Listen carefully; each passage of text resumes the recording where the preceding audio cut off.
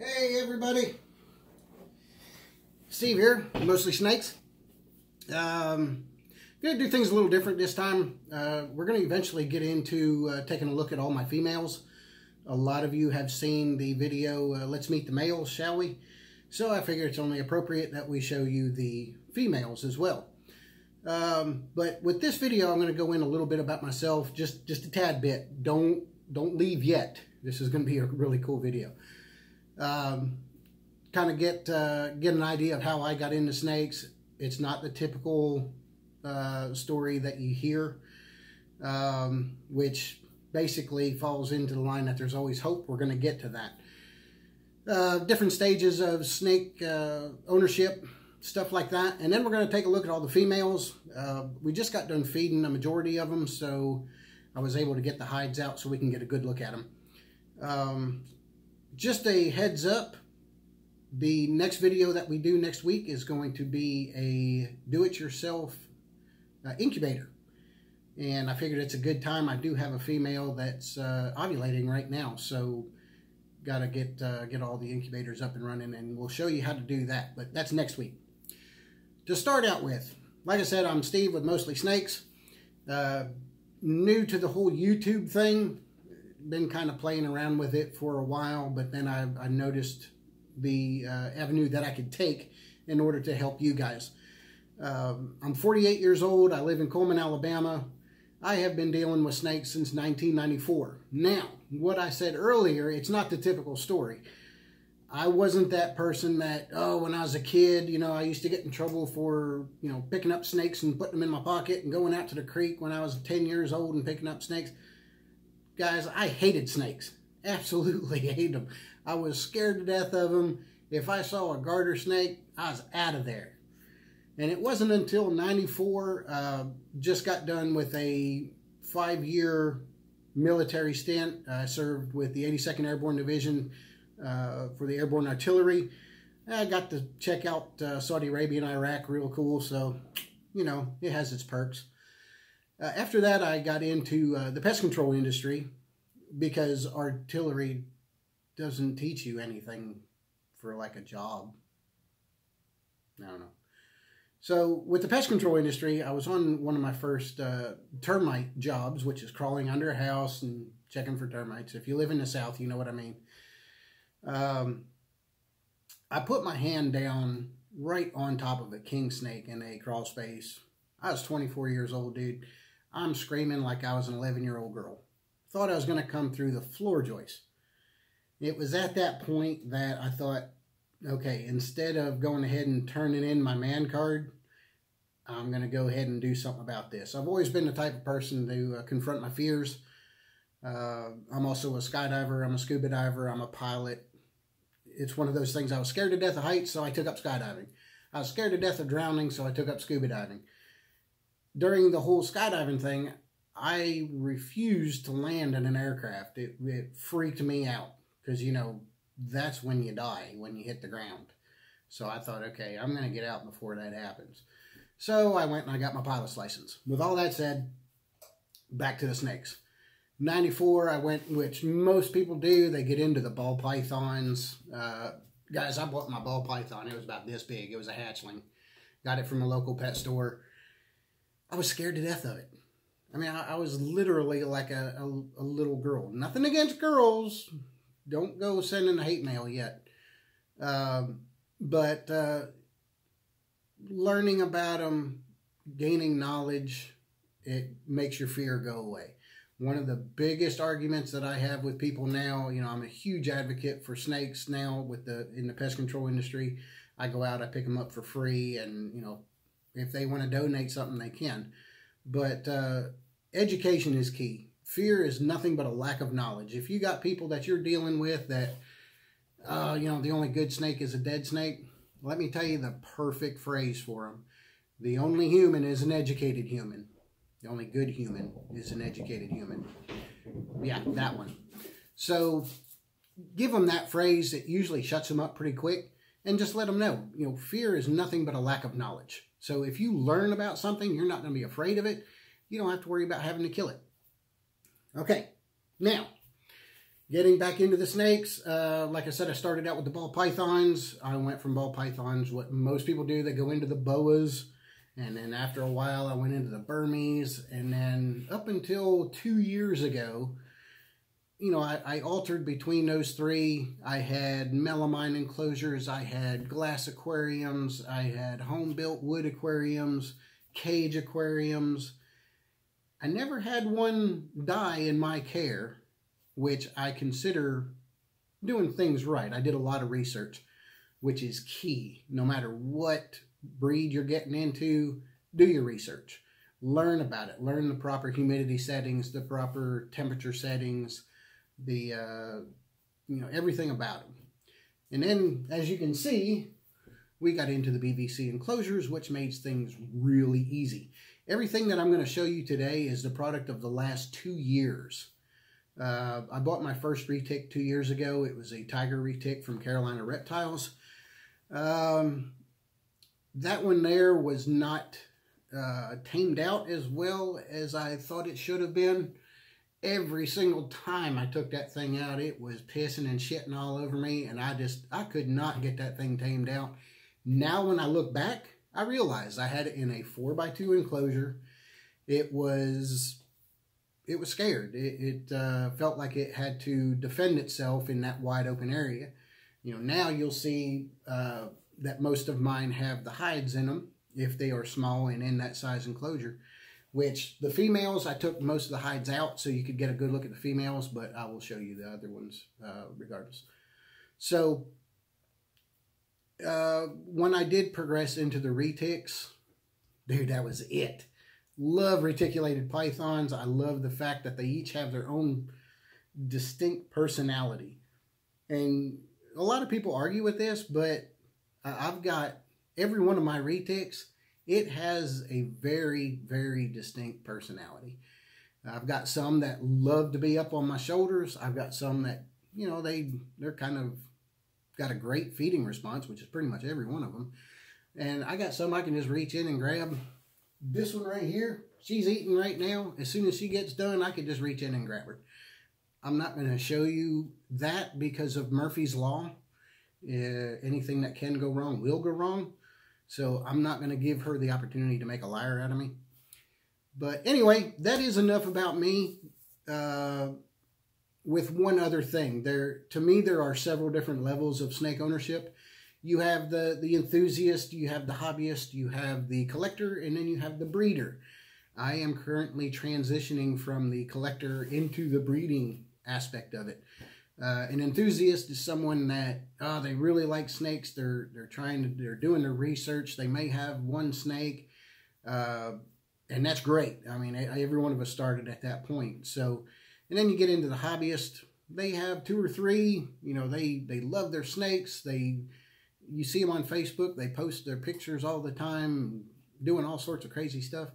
And then you have the collector, which I have been over the last 2 years, I guess, where I invested my money into getting some good genes in my collection. And now I'm at the point where, okay, I've got a majority of the genes that I want to work with. So now let's step into the breeding. And I do have one female. She's about 16, 17 feet. She is a Lavender golden child female.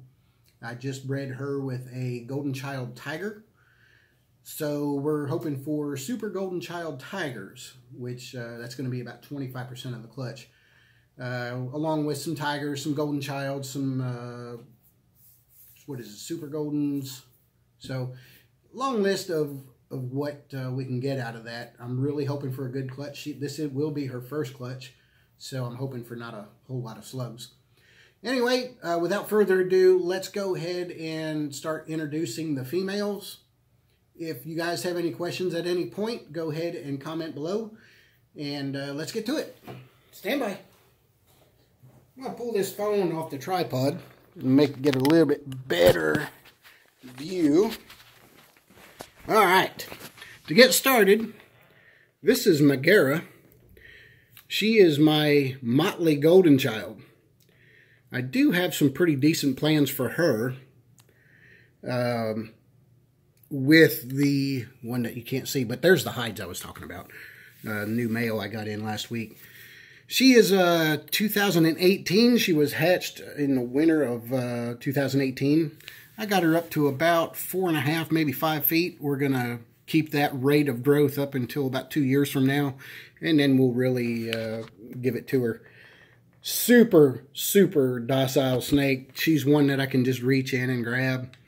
I love the dark snakes. For me, the dark snakes are much better than the albino strands due to the fact that it appears albinos are everywhere. You don't see the dark ones very often. So, and her head stamp is phenomenal, if I can get it without the glare. Okay, next on the list is we're going to go over here to a new one that I have just recently required from Prehistoric Pets from Jay. We all know he does a lot of work with titaniums. So this is my 2015 titanium. Got some big plans with her. We're going to beef her up this year. She was slow grown, tremendously slow grown. There's been a lot of people that say, oh my gosh, is that super dwarf or what? No, she was just slow grown. Jay does have a video that talks about the slow growth process, and it tends to create a little bit healthier snake. They do live longer, and we'll go ahead and test that theory out. My plans for her next season is going to be with my titanium super tiger male. This guy is awesome. I love his coloration. Anyway, he's the male. You saw him before. Back to the female. Titanium 2015. She will hopefully get bred in about 13 months. Our next one that we get to go to is Phoebe. She is my platinum female. She is a 2016, so she is going to be ready in a couple of years. I bought her from a local guy who was slow growing her as well. And I love the platinum. The only problem is that it's pretty much all you get with the breeding. Next on the list, we got Giselle. Giselle is a 2016 genetic stripe. And guys, I love the genetic stripe morph. And I am currently looking for a male genetic stripe, seeing as though that is a recessive gene. But she is going to be ready in a couple of years as well. So I'm really looking forward to that that breeding pair. I've actually talked to Jay yesterday out at Prehistoric Pets about possibly getting a male genetic stripe, so we'll see how that goes. Next on the list, we have Gabrielle. As you can probably tell, I love the Golden Child morph. And she is a 2017 as well. Bought from a breeder up in Chattanooga. And she is one that I could reach in right now, and she's great. Super, super snake. Alright, next we're going to try to, this girl here has got a great feeding response. So we're going to try to cheat this a little bit. Alright, she is a Sunfire Motley. And my pairing for her is going to be the male I just got in last week. It is a Phantom Platinum Tiger. And from what I understand, I've checked out the morph calculator on Morph Market, and I have the possibilities of over 32 different variants of that. So really looking forward to that. She is a 2017 as well. So I've got 2021 she'll be ready. So we'll hit it then. My next girl is severely in blue. She is a 2017 normal. Guys, she looks awful right now because of how bad blue she is. But I can tell you, I love the normal morph. I love a normal retic. I think their colors are phenomenal. So we're going to pair her up with more than likely the titanium, which I don't know, may not get much out of that. But I also just received a Motley tiger, which is more than likely who she is betrothed to at this point. All right, and next we have Odessa. Odessa is a 2016 Orange Glow Tiger. I haven't quite made up my mind what I'm going to pair her up with. She is a phenomenal snake. I'm probably going to try to get another, either a caramel or a mochino to pair up with her in a couple of years. But, guys, the lighting does not do her justice. She is phenomenal. All right, now last female on the records is my Lavender Golden Child. This is the one that is currently bred. You can see that back end is swollen. Yes, I think we do have ovulation there. So I'm really hoping, I've got my incubators up and running. I've got a little bit of time, but guys, she is blowed up. I cannot wait to see a super golden child tiger, seeing as though that is what I bred her with. That is my golden child tiger. Sorry for the glare, but everybody pretty much just ate, so I'm not going to be sliding doors open on the ones that I know have a really good feeding response and give you guys a really cool video of blood.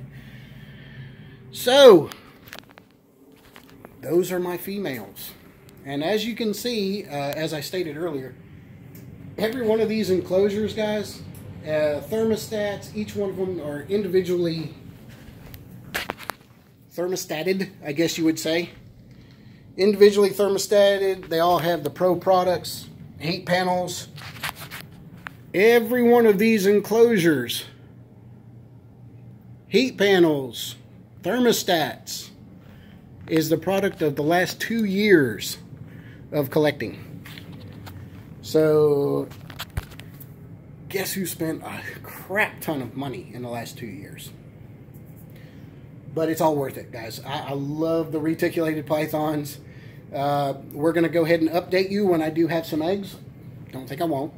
And as I stated earlier, next week we're going to do a DIY incubator. Not going to take credit for it, but I will tell you next week who gave me the idea. And so far it is working tremendously. So we'll check that out next week. If you guys have any suggestions as to what you think I should pair them with, I'm open to suggestions. If you know of something that I don't, and there's a male out there that you think would do really well for my females, let me know. I'm up to buying more snakes. Why wouldn't I? I've got 3 empty enclosures. Let me have it.